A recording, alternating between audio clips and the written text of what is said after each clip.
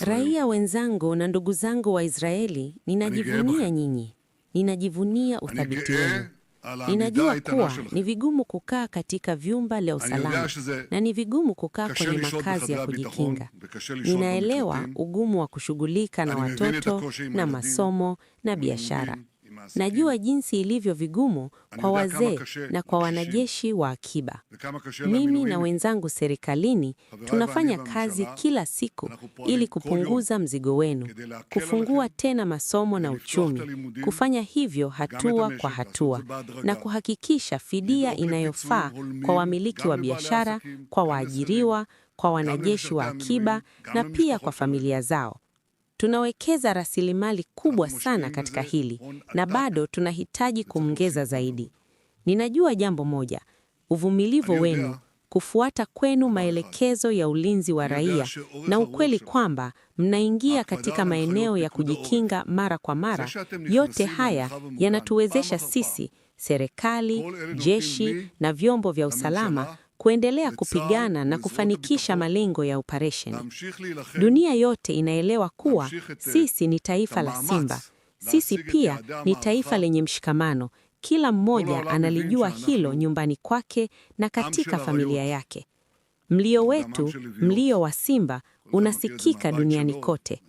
Tumejikita katika malengo matatu: kuvunja mpango wa nyuklia wa Iran, kuvunja mpango wake wa makombora ya balistiki, na kuunda hali itakayowezesha watu wa Iran kuchukua hatima yao mikononi mwao.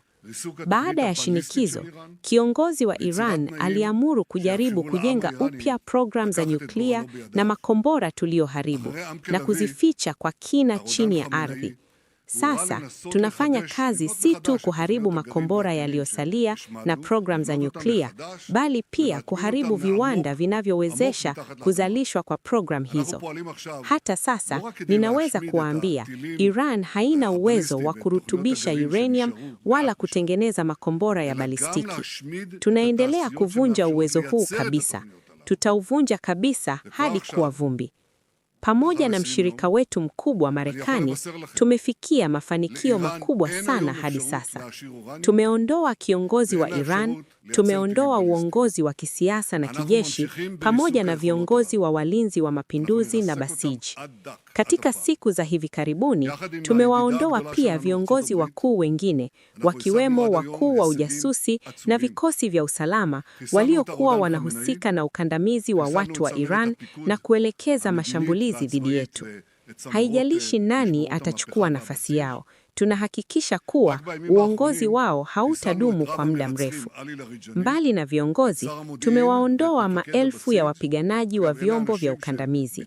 Tumeharibu mamia ya makombora na vifaa vya kurushia.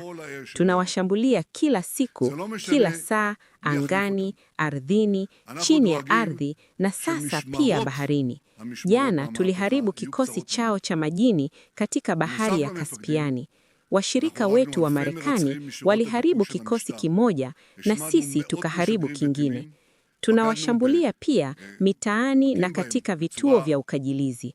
Wiki 2 zilizopita, niliagiza jeshi na Mossad kufanya kazi pamoja ili wawafuatilie wapiganaji wa walinzi wa mapinduzi hata ndani ya miji yao, na walifanya hivyo kikamilifu. Unaona jinsi wanavyokimbia kwa hofu kila mahali. Kutokana na yote haya, ninaweza kusema jambo moja. Bado ni mapema kusema kama watu wa Iran watatumia fursa hii kutoka mitaani. Natumai watafanya hivyo. Tunafanya kazi ili iwe hivyo, lakini mwishowe ni juu yao. Hii haimaanishi kuwa vikosi vya utawala havijaribu kutudhuru. Wanajaribu, na hilo linauma, kwa sababu pia tumepoteza watu na kuna waliojeruhiwa. Nataka kutoa pole kwa familia zilizopoteza wapendwa wao na kuwatakia majeruhi wapone kwa haraka. Hivyo hivyo, kile wanachofanya hakiwezi hata kulinganishwa na kile walichopanga, kwa sababu tumewaharibia uwezo wao kwa kiwango kikubwa.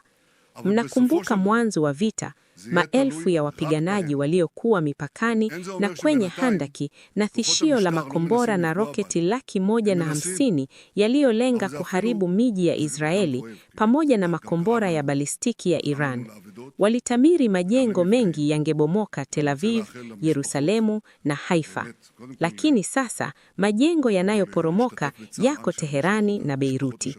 Tumeunda maeneo ya usalama ndani kabisa ya Gaza, Syria na pia Lebanoni. Kilichokuwepo hakitakuwepo tena. Niliahidi siku ya pili ya vita kuwa tutabadilisha Mashariki ya Kati, na tumefanya hivyo kwa kiwango kikubwa. Hata sasa ninaweza kusema Israeli ina nguvu kuliko wakati wowote, na Iran ni dhaifu kuliko wakati wowote. Mabadiliko makubwa ni nguvu ya Israeli. Tumeifanya iwe nguvu ya kikanda na katika maeneo baadhi hata ya kimataifa. Pamoja na mshirika wetu mkubwa Marekani, tunaongoza mapambano ya dunia uhuru dhidi ya nguvu za uovu. Tumeunda ushirika imara na tunaendelea kujenga mengine mapya.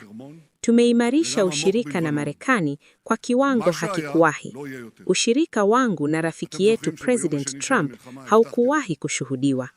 Kwa mkono mmoja tunashika upanga wa Daudi ulio mori kuliko wakati wowote, na kwa mkono mwingine tunatoa mkono wa amani. Yeyote atakayenyosha mkono wa amani tutaupokea, na yeyote atakayejaribu kutudhuru tutamkata ule mkono. Nguvu yetu, ujasiri wetu na roho yetu, haya ndiyo daima yamekuwa msingi wa mustakabali wetu. Kama ilivyosemwa kwa wana wa Israeli, msiogope wala msitetemeke, iweni na nguvu na ujasiri, kwa maana hivyo ndivyo atakavyotendea adui zenu. Raia wa Israeli wanauliza hii itachukua muda gani, na nasema itachukua muda unaohitajika. Naomba jambo moja tu: endelea kusimama imara, endelea kuwa thabiti, na kwa msaada wa Mungu pamoja tutasimama na pamoja tutashinda.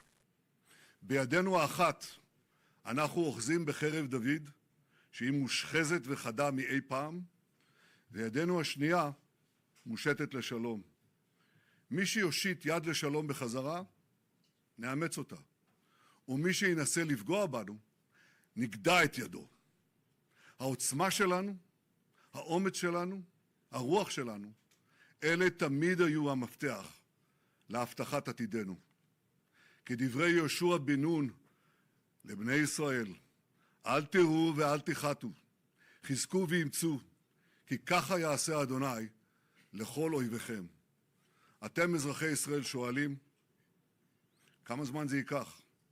ואני אומר, זה ייקח ככל הנדרש.